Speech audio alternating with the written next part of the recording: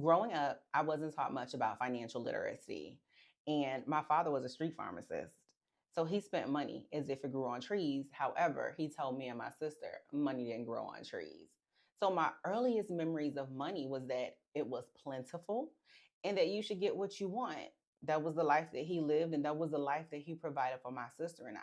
However, that wasn't very realistic. At 19 years old is when I became a single mom. And by the time I was 20, my mother had passed away. So here I am with my daughter and my two brothers, and I'm responsible for making sure they get through life financially and in every other capacity. And the only thing that I really and truly knew was that I needed to pay my rent, mortgage, light, gas, and water, all the things that would make my household function. And I needed to pay my car note so I can get back and forth to work. But that was the gist of it. That was really all that I knew. And so at a young age, I was making some really good money because I had a highly sought after skill set within the IT industry. But I didn't know how to manage it.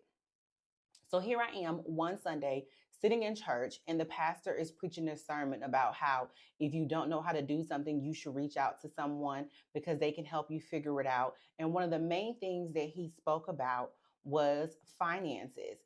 And he said something along the lines of letting someone look at your bank account is the equivalent of letting someone look into your panty drawer because it's personal.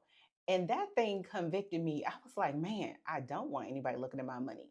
But why don't I want anyone looking at my money? It's because I didn't want them to see the bad decisions that I was making. And I was living this life as if I had it when I really and truly didn't have it. That led me to finding a financial advisor, which was the best decision I ever made in my life. Let me tell you how that man got me all the way together. But it did not stop me from making poor financial decisions because his advice was just that. It was advice. It was still up to me to make the decision on my own. And boy, did I make some bad decisions. And so by 2017, my credit score was in the 500s. And that's because in 2014, I had a luxury car repossessed. And then in 2017, I ended up doing a short sale on the townhome that I had purchased when I was 22 years old. Now I found that I feel like I was at rock bottom. Here I am with my daughter living in an apartment that wasn't ours. I was used to owning a home and having the liberties and freedoms of those things, but it was also costing me. And so, although I felt like it was the worst thing that could have happened, it was the best thing that could have happened to me at that moment in time because it gave me the opportunity to really climb up out of the mess that I was in without having any unexpected charges over my head.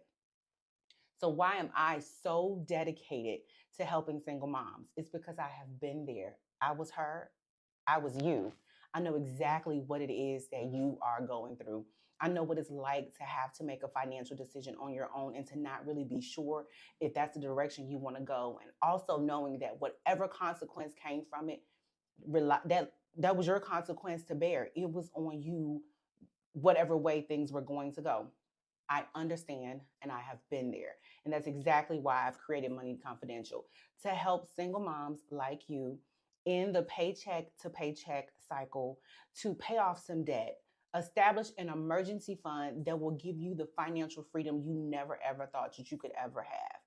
So I'm April Boyde. I love to have you here on this journey as we talk about all things personal finance. And I hope and pray that it helps put you in a financial decision, in a financial position where if you decide that you want to walk away from a job that you don't like, then you can do that. If you want to walk away from a relationship that is not suiting you, then you can do that. What I don't want is for money to ever be an issue for you.